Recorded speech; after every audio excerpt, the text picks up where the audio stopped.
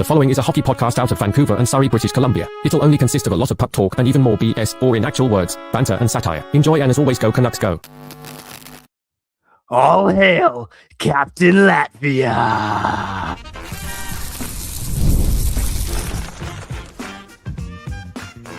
You're Locked On Canucks, your daily podcast on the Vancouver Canucks. Part of the Locked On Podcast Network, your team every day. Hey, happy Thursday and welcome to another episode of Locked On Canucks. My name is Trevor Begg, sports reporter for Daily Hive Vancouver, joined as always by my brother, Kyle Bowen. Again, Locked On Canucks, part of the number one sports podcast network in the world. Boom, bam. Speaking of number one right now in the hearts of Canucks fans. It's not Mr. 11.6. It's not Connor Garland. It's not Todd Bertuzzi even. It's Teddy Blueger. The unofficial captain of the Vancouver Canucks. You know, if this guy wasn't going to be gone at the deadline, who knows? Maybe he stays. Maybe Alvin walks that press conference and says, you wouldn't believe the offers we got for Teddy Blueger. Who knows, man? Because right now, this guy, he seems like the captain of the Vancouver Canucks, the unofficial captain of the Vancouver Canucks. And we'll get into the quotes from last night, what it means. But really, Kyle, ever since he's come back to the lineup, like, this guy has been doing media like at least every second day. Again, that's a guy that's willing to talk to the media, a level-headed dude. And honestly, Kyle, he's the best player on this team right now. Leading by example, too. Like, yo, if you want to be one of these guys on this team, one of these leaders, one of these long-tenured Vancouver Canucks players, you know, whether it be Brock Besser, whether it be, you know, Jake DeBrusk was a 7-year deal, whether it be Elias Pettersson, right? One of these veterans. Okay, when your team loses like 17 of 19 or 18 of 20 or whatever it is going into the Olympic break, pretty much like the halftime show for the season, it would be nice to see a veteran player stand up and say what Teddy Blueger said. And when I say veteran, I mean like a veteran Vancouver Canuck, like someone that's going to be here for the long run, take some accountability, right? But it's Teddy Blueger, and yo, like Trevor said, Teddy's doing it on the ice. Yo, if one of these guys want to use the whole, or some of these Canucks fans out here, not every leader has to speak up.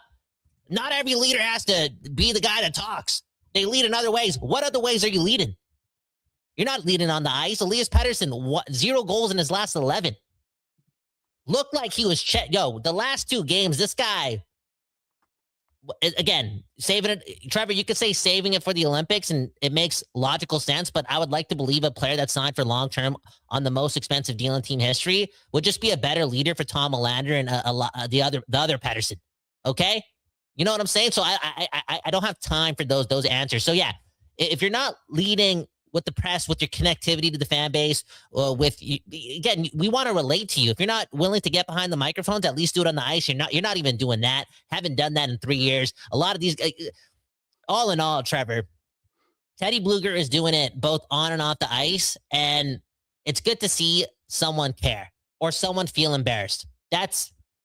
And again, Trevor, am I not onto something? As a fan of this team, I know I'm 32 and a half years old, and I don't need the quotes to fill me up, but sometimes the 18-year-old, sometimes the 15-year-old, sometimes the 16-year-old, sometimes the 40-year-old mom, like, yo, some people want to kind of feel like we're on the same page, you know?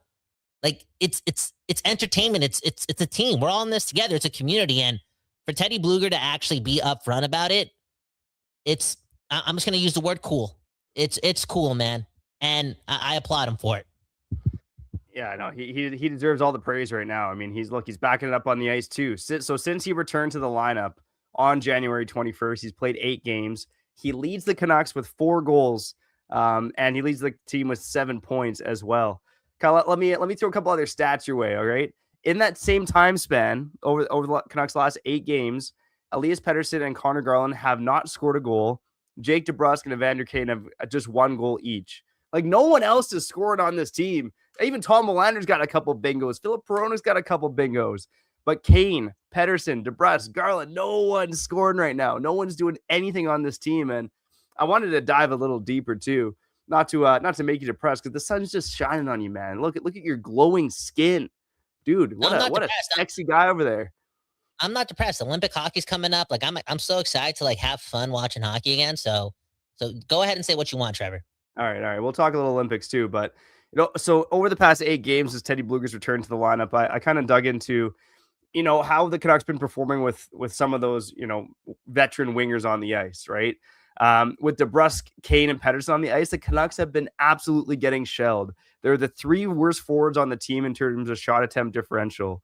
With DeBrusk on the ice, the Canucks have had 69 shot attempts for, 112 shot attempts against. With Kane, they're even worse, 36.4% shot share. And Elias Pettersson, the worst of them all, a 34.8% shot share when he's been on the ice over the past 8 games. And look, that matches what you're seeing, man, right? At DeBrusk, floating around at even strength, Kane and Pettersson arguably have the worst chemistry of all time. Who could have seen that one coming?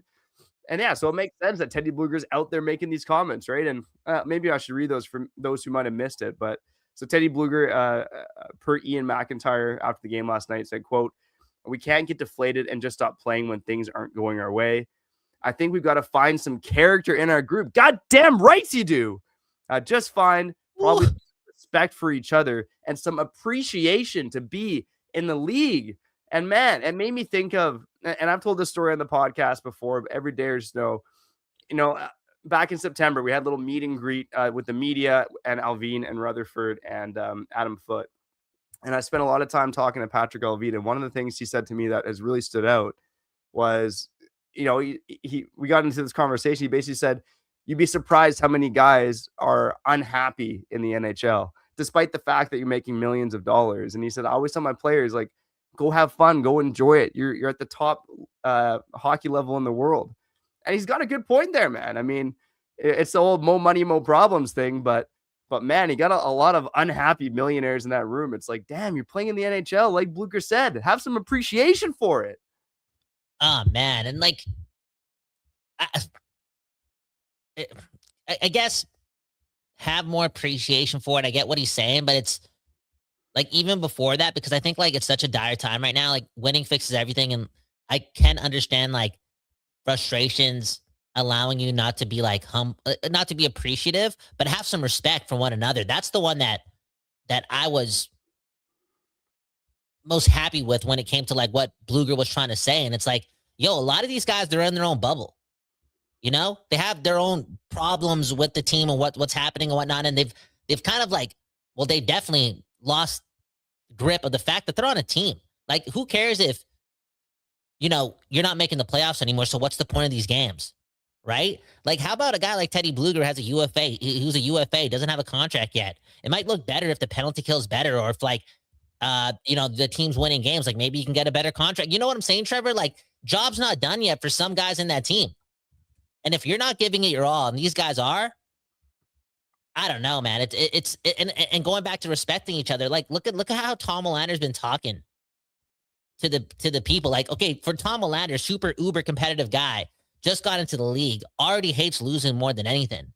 So again, if I'm one of the veterans and you're checked out, you're just waiting for your vacation prior to going to Utah, prior to going to Vegas. If you've been checked out this whole time, just waiting for April, how about think about Tom Willander and his first experience in hockey in the NHL? And it's like, yo, make it a better environment for him. Who cares if you're sad about the situation? You're frustrated with the media. You're frustrated, dude.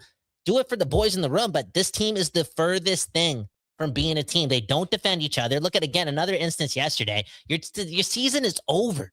The season is over. DPD, the only guy that stands up for anyone, he gets clobbered. Nobody does anything because there's no camaraderie there. And again, guys like Willander and DPD, it's hard for them to foster that, A, because they're young, and B, because there's other egos on the team. Like, this is why I keep saying, like, get rid of everyone. And I'm not scared of having an even uber youth lineup next year too, like with a couple UFAs that we signed to 1-year deals. Like, let DPD guys be the personalities in the room and like be able to like ooze their aura off to other people. Because right now, whatever's happening at the top just fosters this individualistic attitude towards hockey. Like, if your shit stink, my shit stinks, I don't gotta worry about anyone else though. We suck. But again, there's other players on this team fighting for their own agenda, their own things. Like, all in all, just overall a very telling statement. And I feel bad for some of these like uber competitors on this team that are just being left out to dry by the guys getting paid way more. And I thought about this too, and maybe I'm overreacting.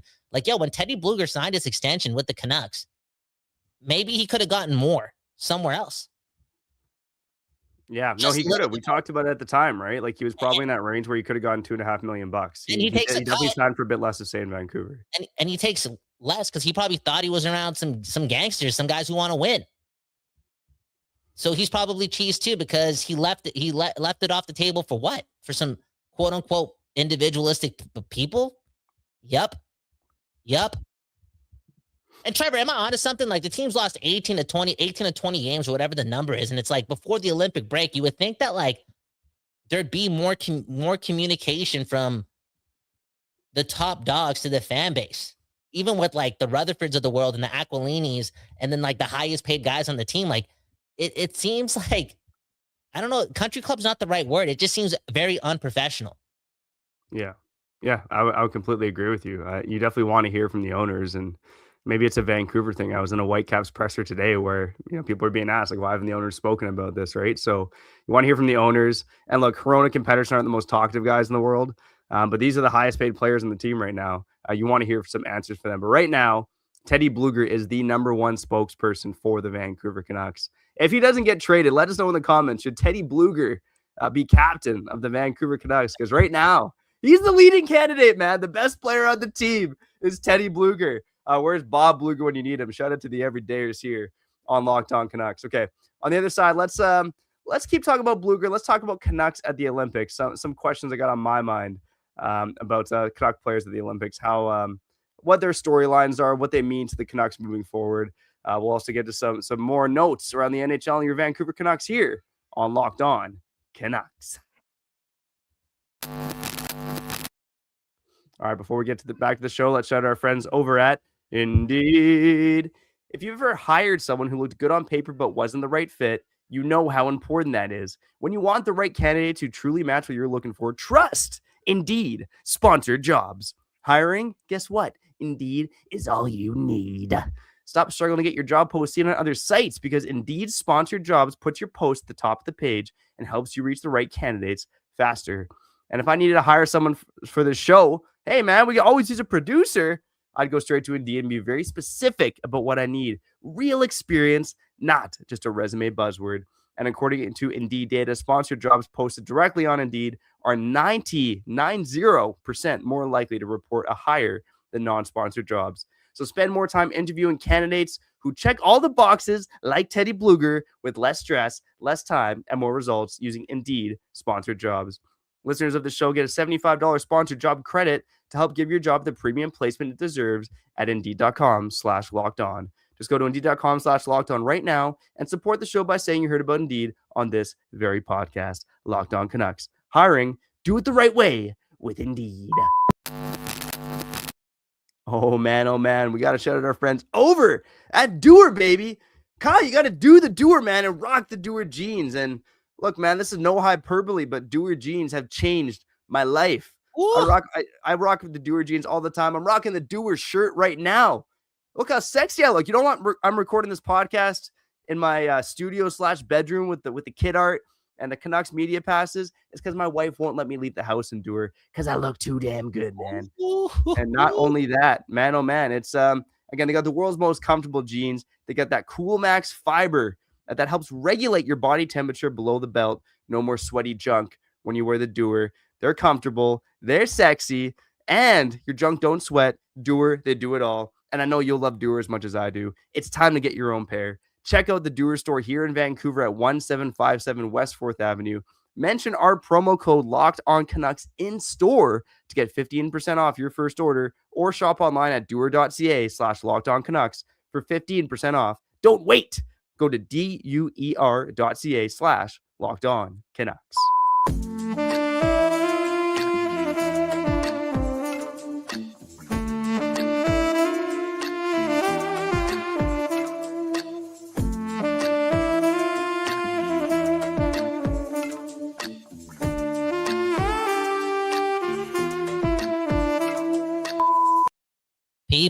People, we back doing this, and that's talking about your Vancouver Canucks. My name's Kyle Bowen. That right there is Trevor Beggs. And brother Trevor Beggs, my StreamYard's actually a little frozen here, so can you press the button for What the Puck when we talk about the rest of hockey, okay? Outside this stressful, traumatizing, schizophrenic causing team called the Vancouver Canucks. Okay. Oh, Trevor, my God. I thought this was a Canucks show. I thought this was a Canucks show. Ito, this WASA Canucks show.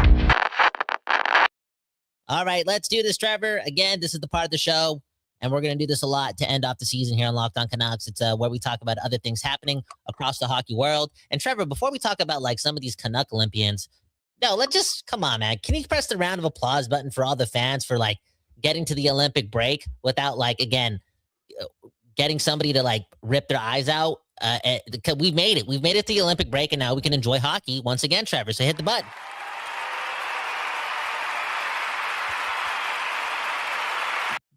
Trevor, this has been tough, man. Again, this season has been the worst season ever. It definitely has. We lost one of the greatest Canucks of all time, one of the worst captains, but we've definitely lost one of the greatest players of all time when it's all said and done in Quinn Hughes. And this season's been hard. But again, now we get to watch the best players, and all the best players play on Team Canada. They do, man. And right now we just got news. Seth Jarvis in for Braden Point. Anthony Cirelli's gone to Tampa, having a good season, but not having good luck with injuries. Sam Bennett in the lineup as well. All in all, Trevor, I'm so excited to see Macklin Celebrini and Sidney Crosby and Nathan McKinnon and Connor McDavid lead this team. Like this is going to be fun, because I'm starting to get mad at Team USA again. You know what I'm feeling? Like, you know what I'm saying? I'm looking forward to those games, Trevor. Like they're gonna mean something. Like they mean to, like the Super Bowl this Sunday. Like it's a big deal. It's the Olympics.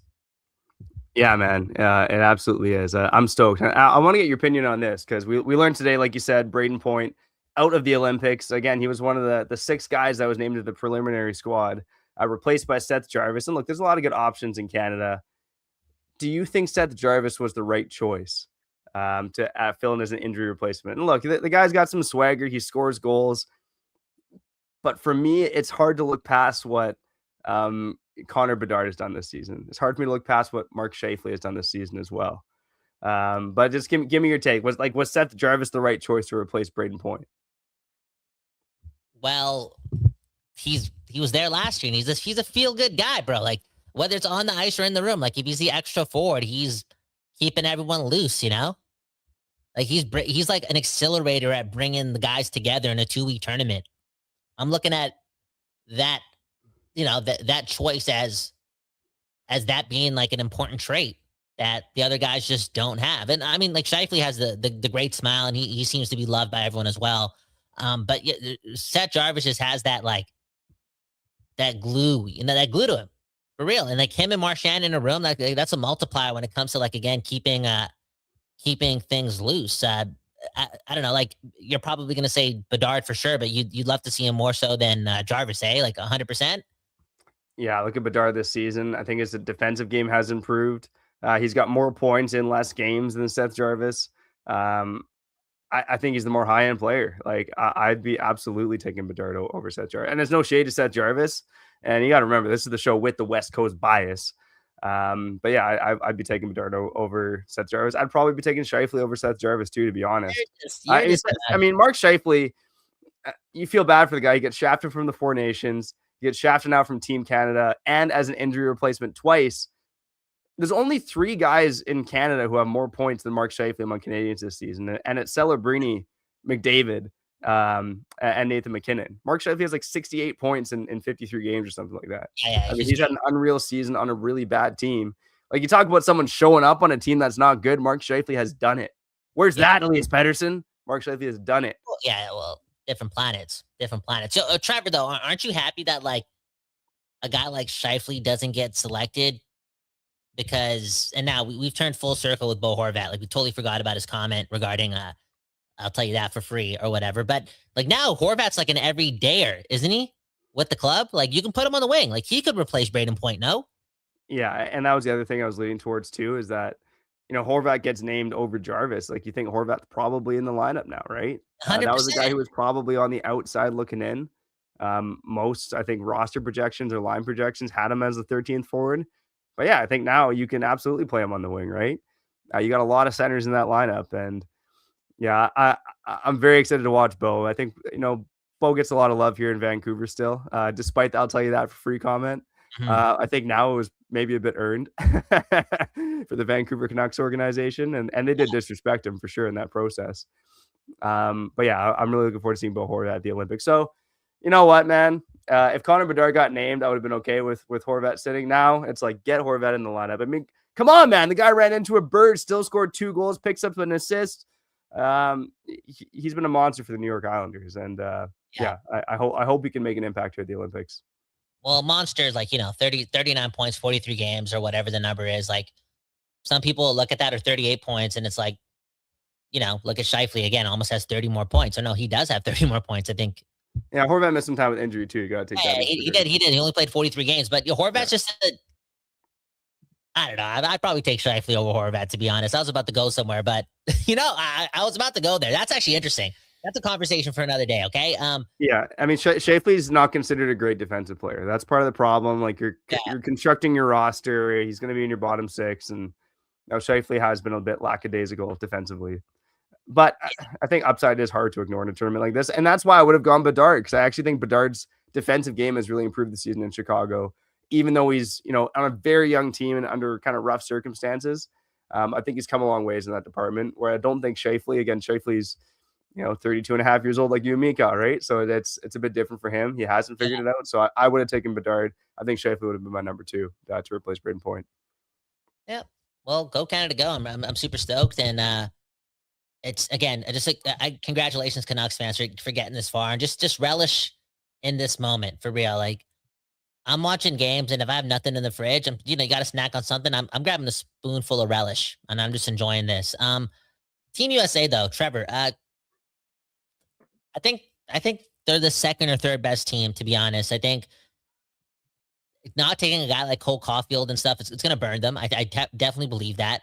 That being said, if Quinn Hughes leads Team USA to a gold medal, because now he's in there, right? Moving forward from now to the end of the season, there's going to be so much conversation about that guy being the best defenseman in hockey. He'll get that mainstream look. Again, Quinn Hughes, if my math is correct, like, he has as many points as a Minnesota Wild member as the Canucks leading point scorer right now. Does he have 34 Yeah, he's pretty damn close. I'll confirm that for you, but he's pretty damn close. He does. Quinn Hughes has been on a tear, and he's getting more national spotlight. And I wonder if, like, after this tournament, they start, they start having conversations about him just being the third best player in the league, like him being right there with like Draisaitl, and I like McCarthy, but I'm talking unanimously. That's the bolder take, and that's what I believe. Like, I feel like there's a chance that everyone's like, whoa. It's Connor McDavid, it's Nathan McKinnon, and it's Quinn Hughes. Yeah, I agree with you. And look, he does have 34 points in 26 games. That ties him with Elias Pettersson, who reached 34 points in 49 games, so almost double the amount of games. But this is Quinn Hughes' time to shine, and I think he's going to have a chip on his shoulder for missing the 4 Nations. But that being said, I got a very bold prediction, but I'm going to save it for the other side as we wrap up here on Locked On Canucks.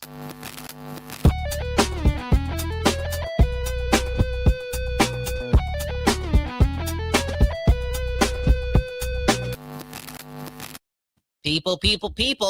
We back doing this, and that's talking about your Vancouver Canucks. Before we talk about Trevor's bold take, though, Trevor, can you click the button for the comments? Again, my stuff's frozen. Let's get to some comments.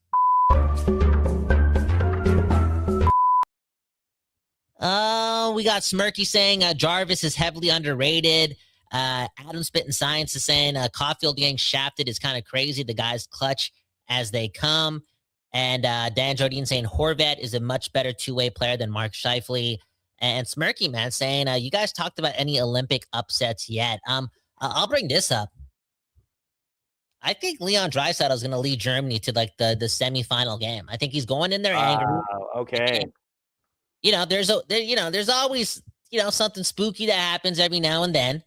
And yeah, again, he's the, and to me, like before Quinn gets there or even Cale Makar, like Leon Draisaitl is the third best player in the world. Like he can just turn it on, right up there with Kucherov and whatnot. But all in all, in a short tournament, if they get hot and get good goaltending, him and Stutzla do their thing. Like, I don't know.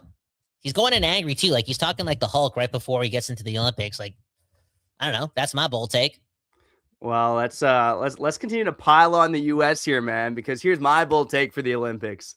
One of the groups is the U.S., Germany, Latvia, and Denmark. I was going to say, how's this for a bold prediction? Latvia is going to beat the U.S. In their game in the round robin. I think we might see one of those Artur Shilov's games where he just, he steps up in these tournaments, man. He steps the F up, just makes a ton of saves. Teddy Blueger, the captain of Latvia, the should-be captain of your Vancouver Canucks, stepping up. And I think maybe Latvia can pull off an upset over a U.S. team that, like we've talked about, Kyle, has made some pretty heavy mistakes, I would say, in terms of their roster construction. And Kyle, is there a chance? Let's say it's, again, you get one game against the U.S. Germany's going to play the U.S. Latvia is going to play the U.S.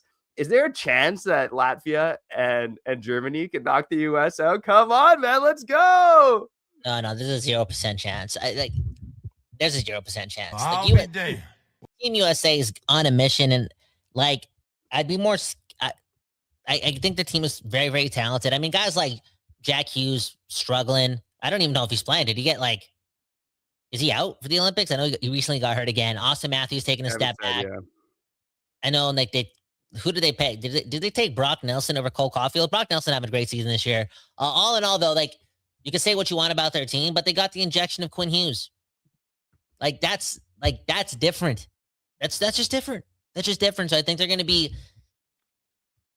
just right up there again, competing for gold. And, Trevor, I can't wait for, and I didn't even look at the groups before this episode happened, but I can't wait for, would you call it the playoffs, I guess? But when it's time for the playoffs at the Olympics, I forgot the exact word for it. When it's Canada versus Team USA, whether it be for the quarters, the semis, or the gold, I feel like everyone in the sporting world will watch that. Everyone. And they might put on a show again. It might be I wouldn't be surprised. You're not actually allowed to fight at the Olympics, though, right? You get ejected for fighting, I believe. You might even have 1-game suspension. I'd have to check that. I wouldn't be surprised, though, man. I wouldn't be surprised if a couple guys risk it just for the sport, man. Imagine that. Fist fighting at the Olympics. Right? That's something. The whole world would be put onto that.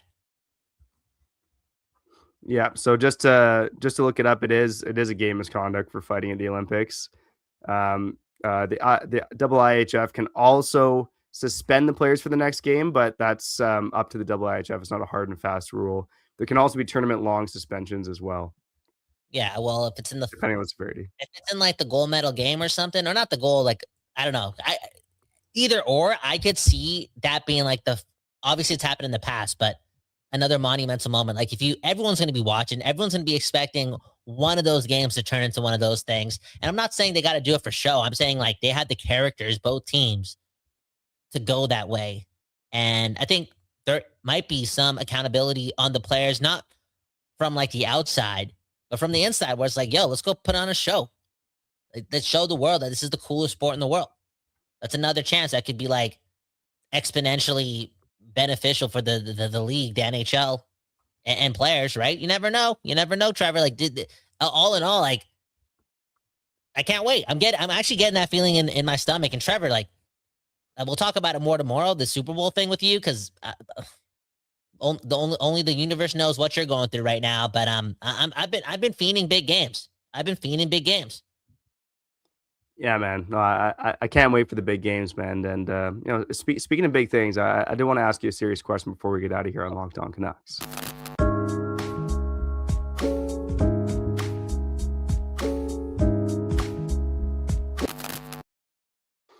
Man, oh man, the Olympics, and they are officially underway. Opening ceremonies haven't started, but we've seen a little curling action, boom, bam. But this story just broke today, really, and Olympic officials, doping agency officials were asked about penis injections. What? That's why I love my job, man. Apparently, ski jumpers, there's a theory out there, a report that some of them may be injecting their penises with hyaluronic acid. I think I butchered that. Yeah. But my question to you, Kyle, is would you ever consider a penis injection? Why are they doing it? To get something into their system without being caught by the doping agency? Yeah, so basically in ski jumping, every centimeter more of fabric helps you have more hang time in the air. Apparently in 2025, like the Norwegian coaches, like they messed with the fabric on a couple of the ski jumpers, and they got caught and they got banned for 18 months. The coaches, the skiers got a 3-month ban. Apparently they didn't really know about it. But now there's reports that maybe guys are enhancing their junk, because apparently you can inject your dick. It can last in your dick for up to 18 months. It's pretty hard to track. So while they have like chips in the suits to track all that, but no one's tracking the junk, man. So what happens though? It gets enlarged. Like, where can I get this? Where can I get this information? You can read my article on Daily Hive. No, you can look up penis injections with hyaluronic acid. Okay, I'm not looking up. No, I'll say this though. Apparently, the injections add about 1 centimeter or 2 of circumference to the junk, but it does not increase length. So sorry about that, gentlemen. The girth matters, man. I do. Girth does matter, man. No one wants to have a pencil penis. No. Hey, that doesn't matter too, Trevor. Dude, Trevor, you just judge way too much, man.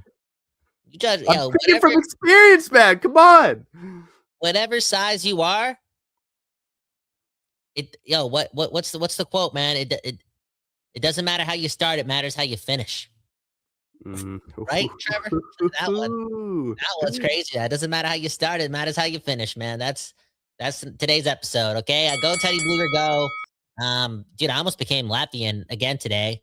All in all, though, just again appreciate Teddy Blueger. Somebody's got to connect to the fan base, and what a leader, man! What a leader! And some players should be ashamed of themselves. Again, it's way too early to move like a loser, and not be professional. So, one love to Teddy Blueger, and go hockey, go. Yeah, this is no hyperbole, but Teddy Blueger is my favorite Canuck of all time now.